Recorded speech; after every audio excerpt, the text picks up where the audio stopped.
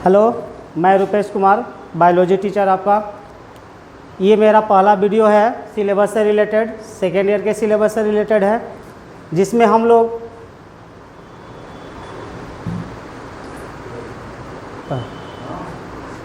लोग ये देखेंगे कि ह्यूमन में रिप्रोडक्शन की क्रिया वगैरह कैसे होती है। उसके पहले ये देख ले हम लोग। सबसे पहले आप लोगों से ये कहना चाहता हूँ कि ये मेरा पहला वीडियो है 12th के सिलेबस से रिलेटेड, जिसमें आप लोगों को ये देखना है कि कैसे ह्यूमन रिप्रोडक्शन की क्रिया वगैरह होती है। इस वीडियो में हम डिस्कस करने जा रहे हैं मानव जनन।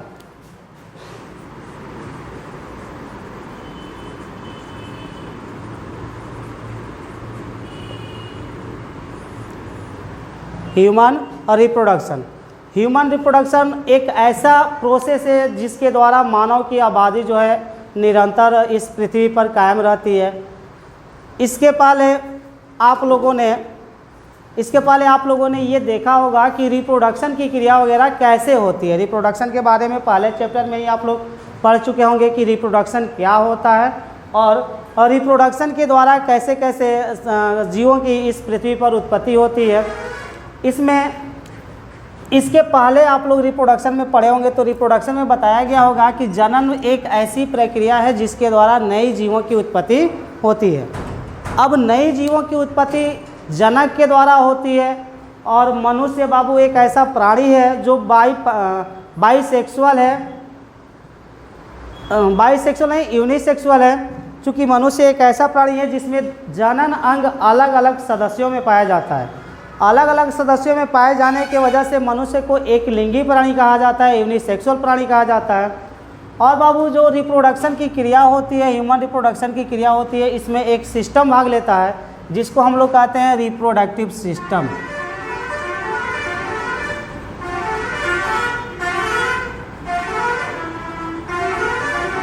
जनन तंत्र,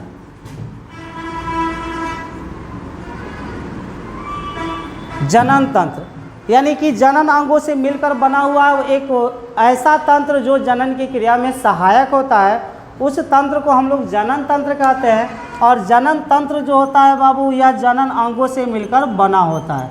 और रिप्रोडक्टिव ऑर्गन यानी कि जनन अंगों से मिलकर बना हुआ तंत्र जो होता है वह जनन तंत्र कहलाता है। ये जनन अंग हो गया। जनन अंगों से मिलकर बना हुआ वह तंत्र जो मानव में जनन की क्रिया में अर्थात मानव जनन में सहायक होता है, उसे हम लोग जनन अंग कहते हैं।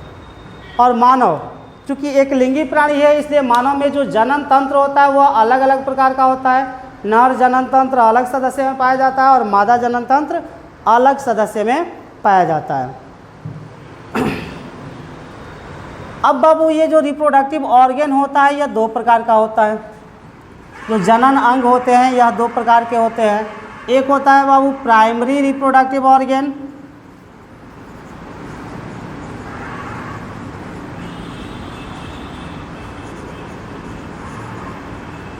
और दूसरा होता है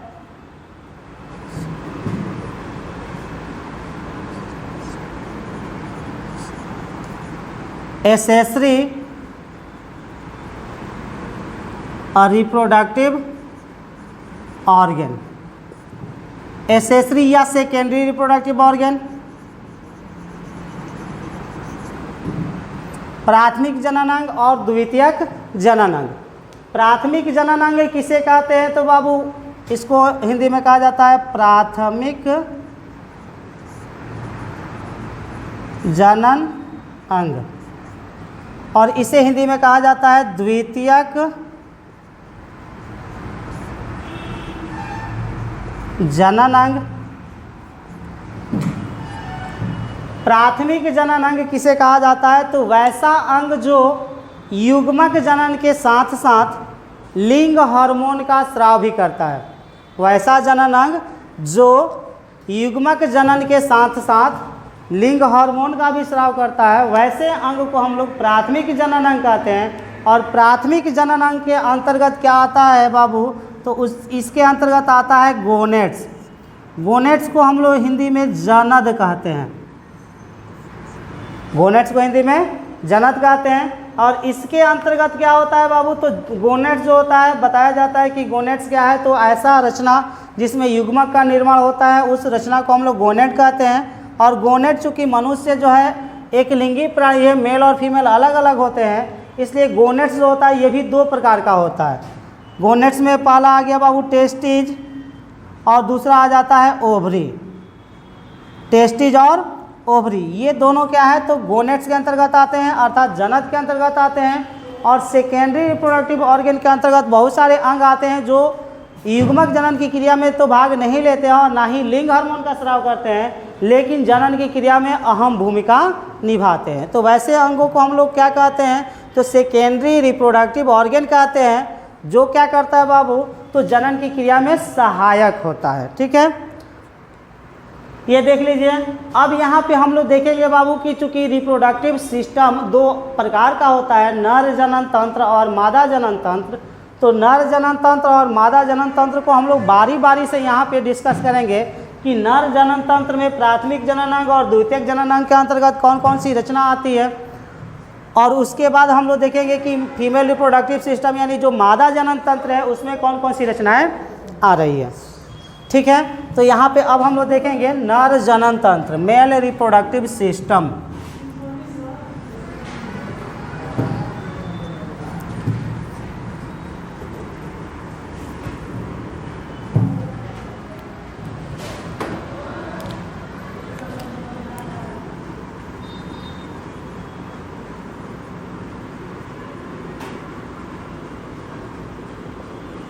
मेल रिप्रोडक्टिव सिस्टम, नर जनन तंत्र।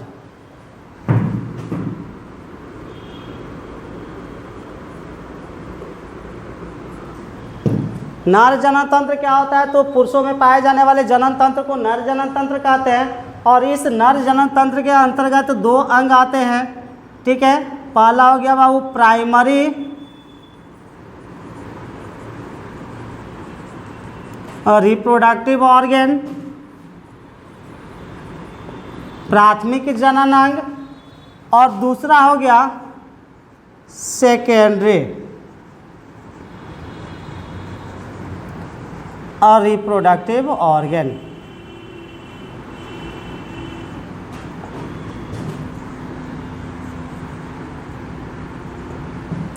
प्राथमिक जननांग और द्वितीयक जननांग।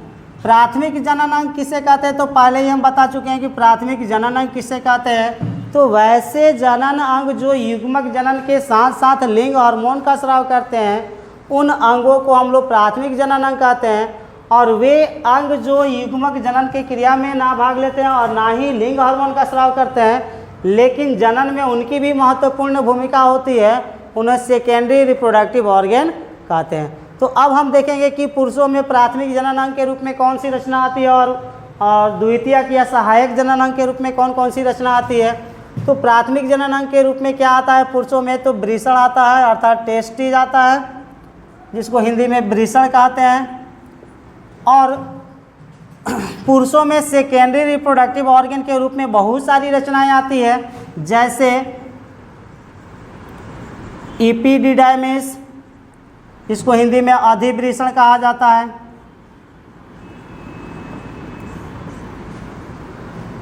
स्पर्म डक्ट, जिसको वास डिफरेंस के नाम से भी जाना जाता है,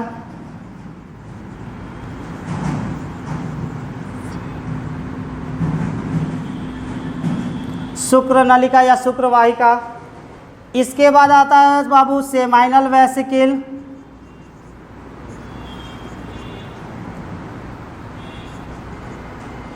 शुक्राशय जिसको कहते हैं। इसके अलावा कौन रचना आता है, तो इसके अलावा आता है बाबू इजैकुलेटरी डक्ट,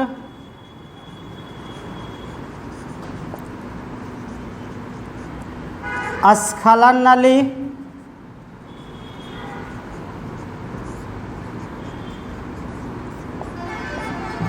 इसके बाद क्या आता है, तो prostate gland,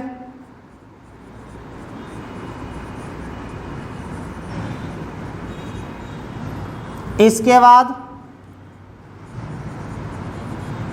Volvo urethral gland, इसके बाद कौन सी रचना आती है? तो इसके बाद आता है बाबू क्या? तो वाल्वो यूरेथ्रल ग्लैंड के बाद यूरेथ्रा, और लास्ट में सबसे अंत में आता है पेनिस, यानी कि शिश्न। यूरेथ्रा को हिंदी में मूत्र मार्ग लिखा जाता है। अब ये बारी बारी से हम लोग इसमें देखेंगे कि प्राथमिक जनन अंग से लेकर द्वितीयक जनन अंग तक की रचना जो होती है कैसी होती है, उसका फंक्शन क्या होता है, ये देखेंगे हम लोग। तो सबसे पहले हम लोग देखेंगे किसके बारे में? तो इस वृषण के बारे में, कि वृषण क्या है। तो बाबू वृषण के बारे में ये बताया जाता है कि वृषण जो है पुरुषों का प्रमुख जनन अंग है, प्राइमरी रिप्रोडक्टिव ऑर्गन है, जो जोड़े में पाया जाता है, जो जोड़े में पाया जाता है। ये हो गया। अब इत्मीनान से हम लोग पहला टॉपिक स्टार्ट करेंगे, इसमें टेस्टिस।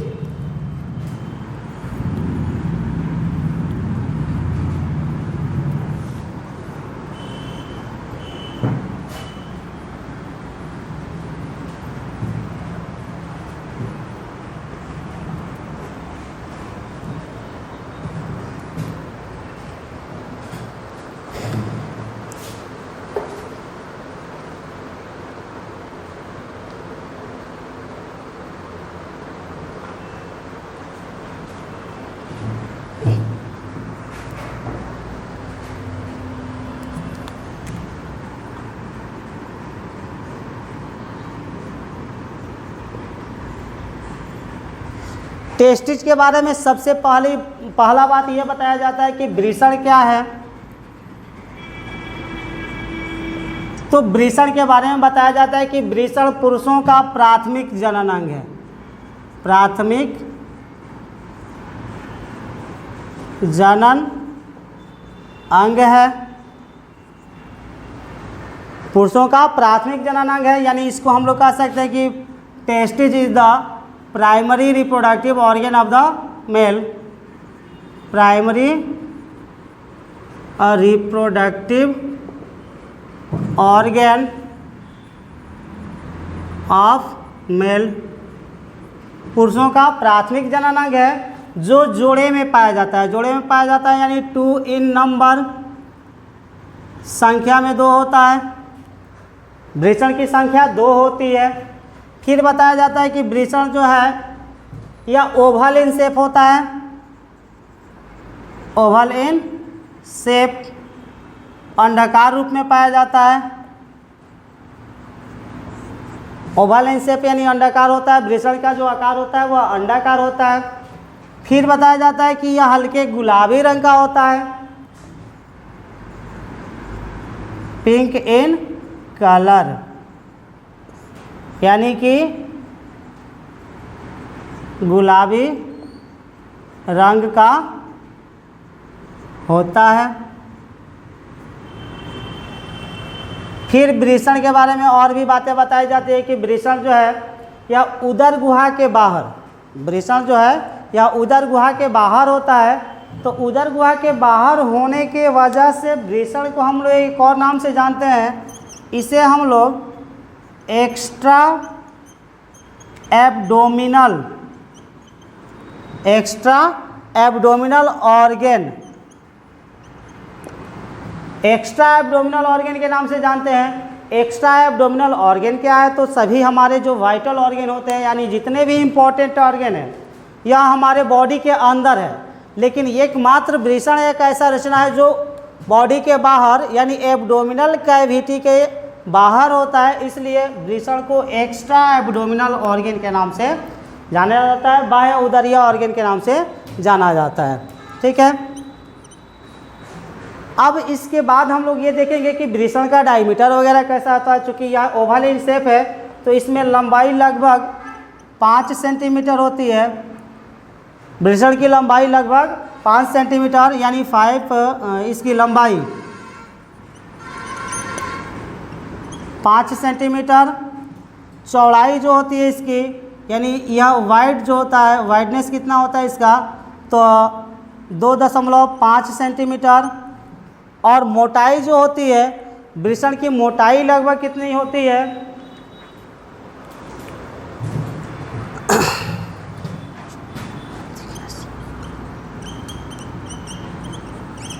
वृषण की जो मोटाई होती है वो लगभग 3 सेंटीमीटर होता है। तो ये हो गया वृषण का डायमीटर, कि वृषण कितना लंबा होता है, कितना चौड़ा होता है और इसकी मोटाई कितनी होती है। तो प्रत्येक वृषण की लंबाई जो होती है 5 सेंटीमीटर, चौड़ाई 2.5 सेंटीमीटर और मोटाई जो होती है 3 सेंटीमीटर के आसपास होती है। अब इसके बारे में कुछ और जानकारी हम लोग देखेंगे कि वृषण की मोटाई हो गई, चौड़ाई हो गई, मोटाई हो गई। वृषण का तापमान जो होता है, वृषण का तापमान होता है हमारे बॉडी टेम्परेचर के 2 से 3 डिग्री सेल्सियस कम होता है। चूँकि हमारा बॉडी टेम्परेचर होता है 37 डिग्री सेल्सियस। हमारे बॉडी का जो नॉर्मल टेम्परेचर होता है 37 डिग्री सेल्सियस। लेकिन वृषण एक ऐसी रचना है जिसका नॉर्मल टेम्परेचर हमारे बॉडी टेम्परेचर से 2 से 3 डिग्री सेल्सियस जो होता है वह कम होता है। ये बड़ी इंपॉर्टेंट होता है बाबू, वृषण का टेम्परेचर रेगुलेट होना। क्योंकि वृषण का टेम्परेचर अगर बॉडी टेम्परेचर पर आ जाए तो वृषण के अंदर स्पर्म फॉर्मेशन की क्रिया यानी शुक्राणु जन्म की क्रिया नहीं होगी, जिसके वजह से पुरुषों में बांझपन की समस्या उत्पन्न हो जाती है। ठीक है, तो ये मायने रखता है कि हमारे बॉडी टेम्परेचर के अनुसार वृषण का टेम्परेचर मैच ना करे। अगर मैच कर गया तो उस स्थिति में स्टेरिलिटी डेवलप हो जाएगी, बांझपन विकसित हो जाएगा। तो ये हो गया वृषण का आउटलाइन क्लासिफिकेशन या आउटलाइन फीचर। वृषण का आउटलाइन फीचर का मतलब कि वृषण की बाहरी रचना, वृषण बाहर से कैसा है या कैसा होता है, किस तरीके का होता है। अब हम लोग देखेंगे कि जो वृषण है यह उदर गुहा के तो बाहर है, एब्डोमिनल कैविटी के बाहर है, तो उदर गुहा से न किसी रचना से तो जुड़ा होगा। तो वृषण उदर गुहा के बाहर होने के साथ साथ उदर गुहा से अटैच रहता है, उदर गुहा से जुड़ा रहता है। तो जिस रचना द्वारा जुड़ा रहता है उस रचना को हम लोग इंग्विनल कैनाल कहते हैं या स्पर्मेटिक कॉर्ड कहते हैं। स्पर्मेटिक कॉर्ड या inguinal canal.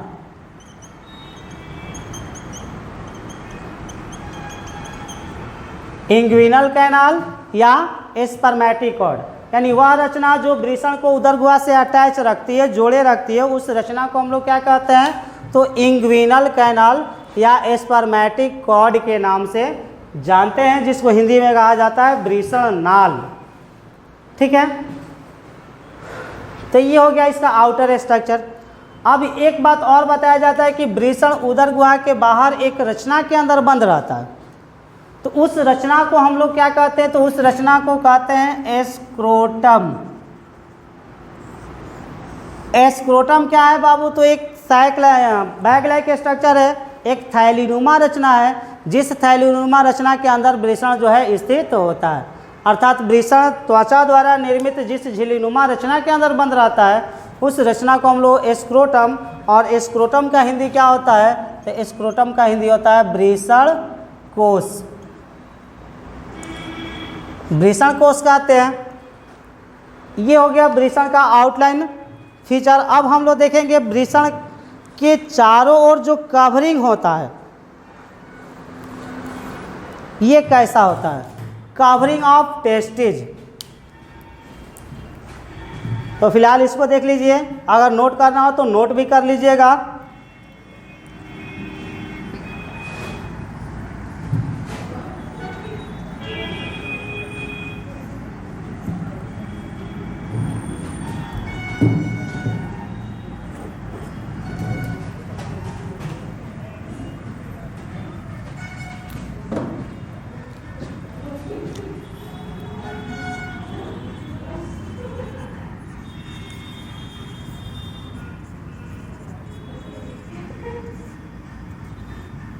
Covering of testes, वृषण का आवरण या वृषण आवरण कहते हैं इसको।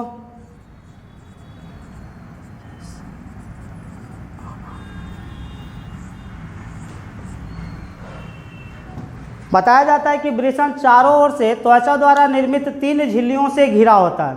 या वृषण चारों ओर से जिस झिल्ली द्वारा घिरा होता है उसी को कवरिंग ऑफ टेस्टिज कहा जाता है, जो वृषण को सुरक्षा प्रदान करता है। और ये जो कवरिंग ऑफ टेस्टिज होता है यानी वृषण का जो आवरण होता है वह 3 प्रकार का होता है। कितने प्रकार का होता है? 3 प्रकार का, जिसमें पहला आता है बाबू टूनिका वेजाइनलिस।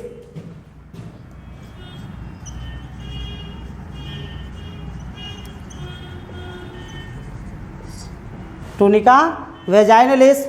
दूसरा होता है टूनिका एल्बुजिनिया।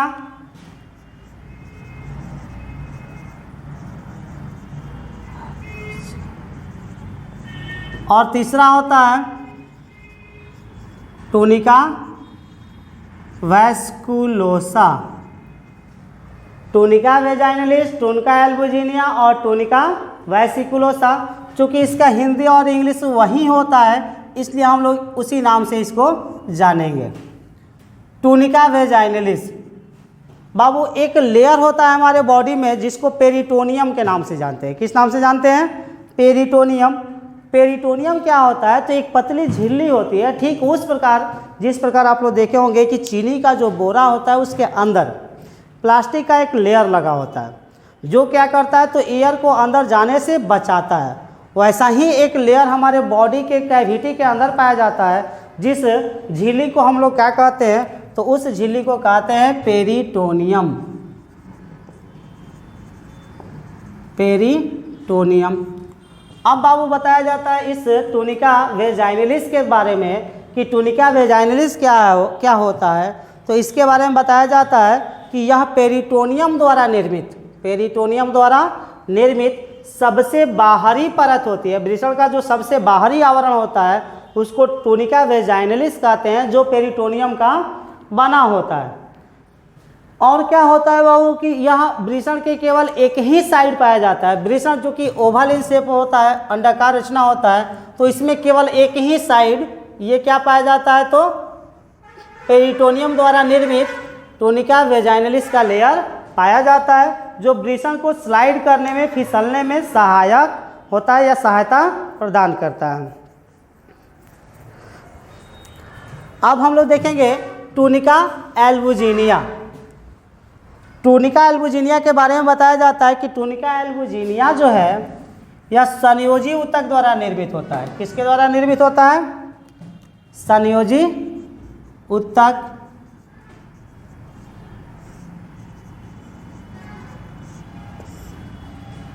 टूनिका एल्बुजिनिया या संयोजी ऊतक यानी कनेक्टिव टिश्यू द्वारा निर्मित लेयर है जो वृषण के अंदर प्रवेश करके वृषण को अनेक लोब में या अनेक पार्ट में डिवाइड कर देता है। प्रत्येक पार्ट को हम लोग सेप्टा कहते हैं। क्या कहते हैं? तो सेप्टा कहते हैं। तो टूनिका एल्बुजिनिया क्या हो गया तो यह मिडिल लेयर ऑफ टेस्टिज या कहेंगे कि वृषण का जो मध्य परत होता है उसे टूनिका एल्बुजिनिया कहते हैं, जो संयोजी ऊतक द्वारा बना होता है और वृषण के अंदर प्रवेश करके वृषण को अनेक सेप्टा में क्या कर देता है तो डिवाइड कर देता है, अर्थात बांट देता है। अब देखेंगे हम लोग सबसे आंतरिक लेयर टूनिका वेसिकुलोसा या टूनिका वेस्कुलोसा। टूनिका वेसिकुलोसा जो होता है बताया जाता है कि यह वृषण का तीसरा आवरण है या सबसे आंतरिक आवरण है, जो क्या करता है तो वृषण के तापमान को, जैसे कि हम बताएं कि वृषण का तापमान बॉडी के टेम्परेचर से 2 से 3 डिग्री सेल्सियस कम होता है, तो कैसे कम किया जाता है, कैसे रेगुलेट किया जाता है वृषण के तापमान को। तो सबसे पहले ये बताया जाता है कि जो टूनिका वेसिकुलोसा होता है ये भी संयोजी ऊतक द्वारा ही निर्मित रहता है, अर्थात कनेक्टिव टिश्यू द्वारा ही निर्मित रहता है। लेकिन अंतर क्या है तो यह हाईली वास्कुलराइज्ड होता है। हाईली वास्कुलराइज्ड यानी कि अत्यंत संवहनीय होता है, अत्यंत संवहनीय होता है। और संवहनीय होने के वजह से क्या होता है तो हाईली वास्कुलराइज्ड किसको कहेंगे तो वैसी रचना या वह कंडीशन जब ब्लड वेसल्स अत्यधिक संख्या में फैले होंगे।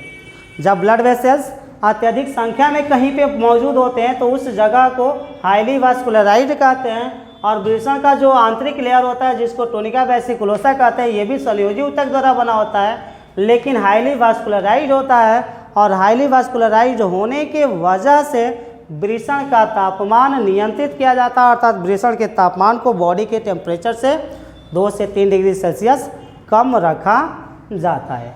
तो ये हो गया। इसके पहले आप लोग पढ़े वृषण का इंट्रोडक्शन के, यानी वृषण है क्या। उसके बाद हम लोगों ने देखा कि कवरिंग ऑफ टेस्टिज, वृषण में कौन कौन से कवर पाए जा रहे हैं, वृषण में कौन कौन सा लेयर पाया जा रहा है। अब इसके बाद हम लोग देखेंगे इंटरनल स्ट्रक्चर ऑफ टेस्टिज, वृषण की आंतरिक रचना, वृषण की आंतरिक रचना। तो यहाँ पे एक फिगर के सहारे हम लोग को समझना होगा कि वृषण की आंतरिक रचना कैसी होती है और उसमें कौन कौन सी रचनाएं पाई जाती है।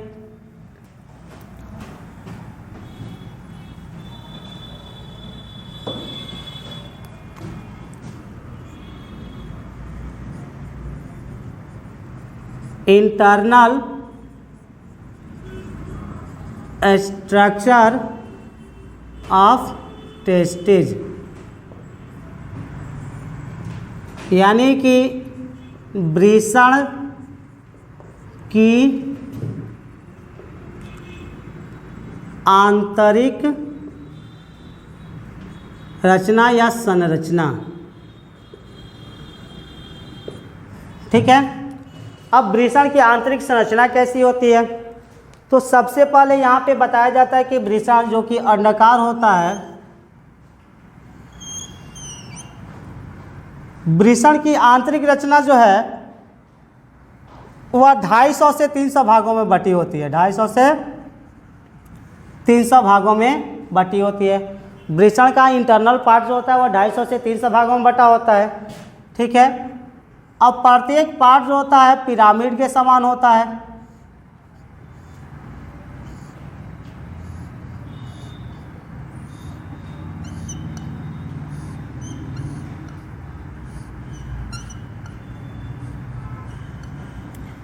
वृषण की जो आंतरिक रचना जो कि 250 से 300 भागों में बटी होती है, अब 250 से 300 भाग में बटे होने के वजह से वृषण का आंतरिक हिस्सा काफ़ी जटिल हो जाता है, और प्रत्येक पिरामिड जैसी रचना को हम लोग क्या कहते हैं, तो इसको कहते हैं टेस्टिकुलर लोब्यूल, टेस्टिकुलर लोब्यूल कहते हैं। अब यहाँ से हम लोग एक टेस्टिकुलर लोब्यूल को बाहर निकालेंगे, तो जब एक टेस्टिकुलर लोब्यूल को बॉडी वृषण से बाहर निकाला जाता है तो यह एक बक्से के समान दिखता है, एक बक्से के समान दिखता है, यानी एक बॉक्स के समान दिखता है। एक समझिए कि गोलाकार कर रहा है, आयत के समान रचना के रूप में दिखाई देता है। अब इसके अंदर क्या होता है, तो 1 से 3 पतली कुंडलित और लगभग 80 सेंटीमीटर लंबी नलिका दिखती है।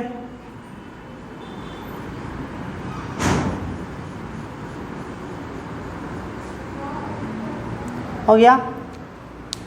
इस टेस्टिकुलर लोब्यूल के अंदर लगभग 1 से 3 पतली कुंडलित नलिकाकार रचना जिसकी लंबाई लगभग 80 सेंटीमीटर के आसपास होती है, वह कुंडलित रूप में अर्थात स्प्रिंग के समान ऐठी हुई रचना के रूप में पाया जाता है, जिस रचना को हम लोग शुक्र जनन नलिका यानी कि सेमिनिफेरस ट्यूबुल, सेमिनिफेरस ट्यूबुल यानी इसको हिंदी में कहा जाता है शुक्र जनन नलिका, शुक्र जनन नलिका कहते हैं। अब एक और बात बताया जाता है जो कि यहाँ से ऑब्जेक्टिव क्वेश्चन के रूप में पूछ दिया जाता है बोर्ड के एग्जाम में, कि जो लेडिंग सेल होती है, लेडिंग कोशिका, वह कहाँ पाई जाती है, लेडिंग कोशिका का स्थान क्या होता है, यहाँ से ऑब्जेक्टिव क्वेश्चन के रूप में पूछा जाता है। तो सबसे पहले हम लोग देखेंगे कि यहाँ पे जो 2 सेमिनिफेरस ट्यूबुल है, इस 2 सेमिनिफेरस ट्यूबुल के बीच में कुछ स्पेस दिख रहा है हम लोग को, कुछ खाली जगह दिख रहा है।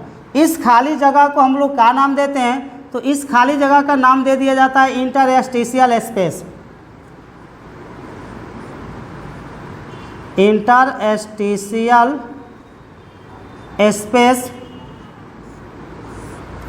इंटरस्टिशियल स्पेस किसको कहते हैं, तो जो 2 सेमिनिफेरस ट्यूबुल के बीच में खाली स्थान है इसी को इंटरस्टिशियल सेल कहते हैं। इंटरस्टिशियल स्पेस कहते हैं। और इस इंटरस्टिशियल स्पेस में क्या होता है, तो कुछ स्पेशल टाइप का एंडोक्राइन सेल पाया जाता है, कुछ विशेष प्रकार के अंतःस्रावी कोशिकाएं पाई जाती है। जिन अंतःस्रावी कोशिकाओं का नाम क्या रखा जाता है, तो इन्हीं कोशिकाओं का नाम रखा जाता है क्या बाबू, तो लेडिंग सेल। लेडिंग सेल, जिसको एक और नाम से जाना जाता है, इसको इंटरस्टिशियल सेल के नाम से भी जाना जाता है। लेडिंग कोशिका के नाम से जाना जाता है, जिसका खोज सर्वप्रथम वॉन लेडिंग नामक वैज्ञानिक ने 1908 ईस्वी में किया था। इस सेल का खोज किसने किया था, तो वॉन लेडिंग ने। किसने, तो वॉन लेडिंग ने कब किया था, तो 1908 ईस्वी में किए थे। ठीक है, और यही वह कोशिका है जिसके द्वारा मेल सेक्स हार्मोन यानी नर लिंग हार्मोन टेस्टोस्टेरोन और एंड्रोजन का स्राव होता है। टेस्टोस्टेरोन और एंड्रोजन जो है नर लिंग हार्मोन कहलाते हैं, यानी मेल सेक्स हार्मोन कहलाते हैं, जिसका स्राव इस लेडिंग कोशिका या इंटरस्टिशियल सेल के द्वारा होता है।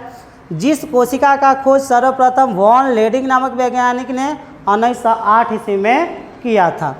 अब इस रचना को हम लोग आगे बढ़ाएंगे। इसमें देखेंगे कि ये जो शुक्रजनन नलिका है, सेमनीफेरस ट्यूबुल जो है, यह कैसी रचना है। तो सेमनीफेरस ट्यूबुल को निकालेंगे। अब बताया जाता है कि सेमनीफेरस ट्यूबुल क्या है, तो शुक्रजनन नलिका जो कि एक लंबे ऐसे रचना के रूप में, नलिका के रूप में पाई जाती है,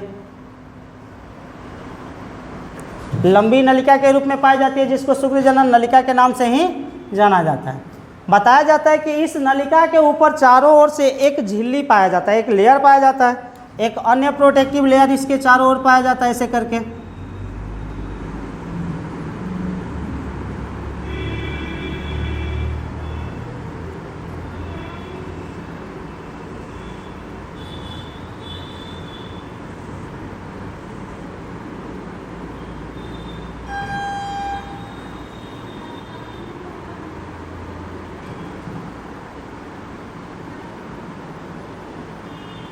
चारों ओर से एक प्रोटेक्टिव लेयर द्वारा घिरा होता है सेमनीफेरस ट्यूबुल। जिस लेयर को या जिस झिल्ली को, जिस आवरण को हम लोग क्या कहते हैं, तो इसको कहते हैं टोनिका प्रोप्रिया। टोनिका प्रोप्रिया एक ऐसा आवरण है जो शुक्रजनन नलिकाओं को चारों ओर से घेर कर रखता है। ये हो गया। अब हम लोग ये देखेंगे कि जब इस शुक्रजनन नलिका को क्या किया जाता है, तो कट किया जाता है, यानी काटा जाता है। जब शुक्रजनन नलिकाओं को हम लोग काटते हैं, तो काटने के बाद क्या दिखता है हम लोग को, तो एक गोलाकार लेयर दिखता है हम लोग को। शुक्रजनन नलिका को जब काटा जाता है तो एक गोलाकार रचना दिखता है, और इस गोलाकार रचना में दो प्रकार के अलग अलग कोशिकाओं का लेयर पाया जाता है।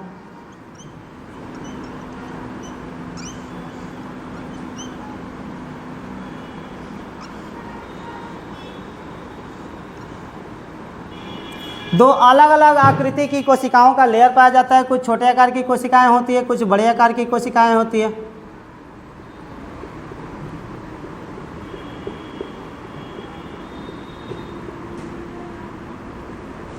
अब क्या होता है, तो जो छोटे आकार की कोशिकाओं का परत पाया जाता है, यानी जो छोटे आकार की कोशिकाएं होती है, इसमें ये जो परत होता है, इस छोटे आकार की कोशिका के परत को हम लोग क्या कहते हैं, तो इसको कहते हैं जर्मिनल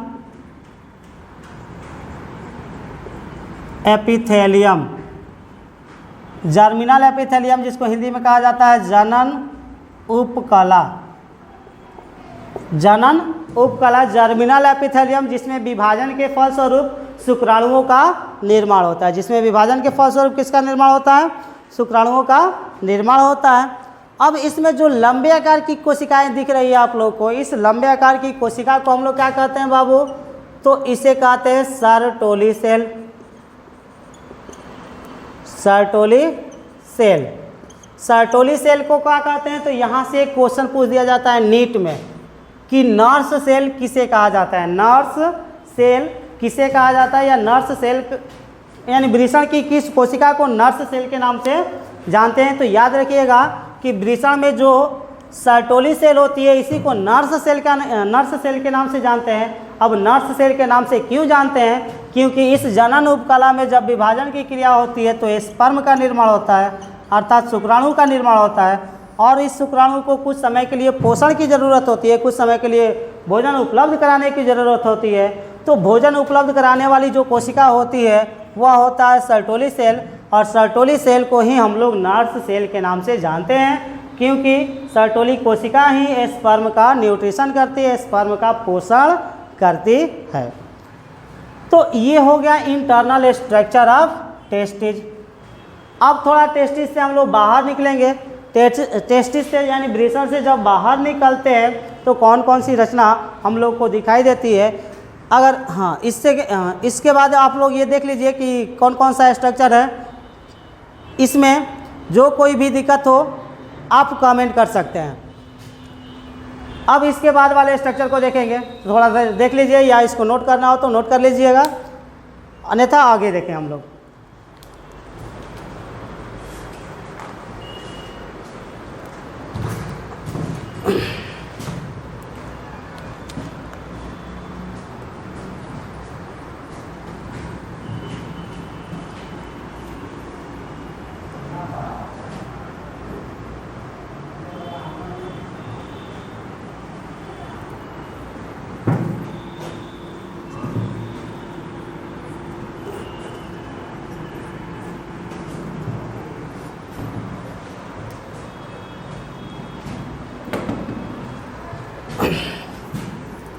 अब देखिए बाबू, एक नोट में हम लोग को पढ़ना है कि रेट टेस्टिस क्या होता है।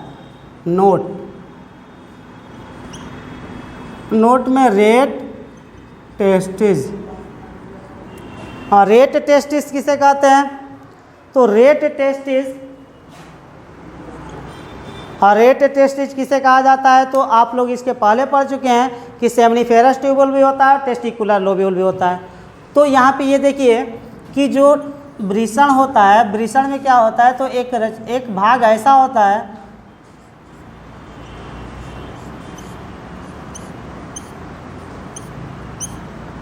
जहाँ पर सभी सेमनीफेरस ट्यूबुल एक दूसरे से उलझे हुए होते हैं।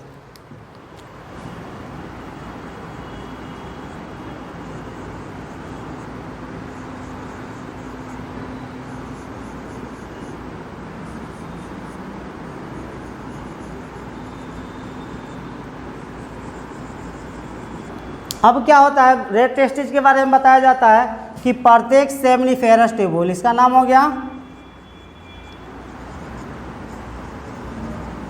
Seminiferous tubule. ये जो बॉक्स के समान रचना हो गया, ये हो गया टेस्टिकुलर लोब्यूल।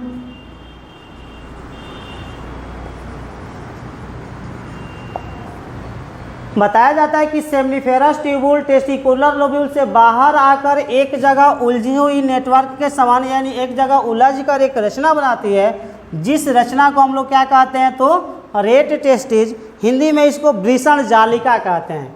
क्या कहते हैं? वृषण जालिका, रेट टेस्टिस। तो ये नोट खत्म हुआ। रेट टेस्टिस एक बार फिर से देख लीजिए किसे कहते हैं। तो बताया जाता है कि शुक्रजनन नलिका इस वृषण नलिका से बाहर आकर एक जगह उलझ कर एक नेटवर्क लाइक रचना बनाती है, एक जालीनुमा रचना बनाती है, जिसे वृषण जालिका या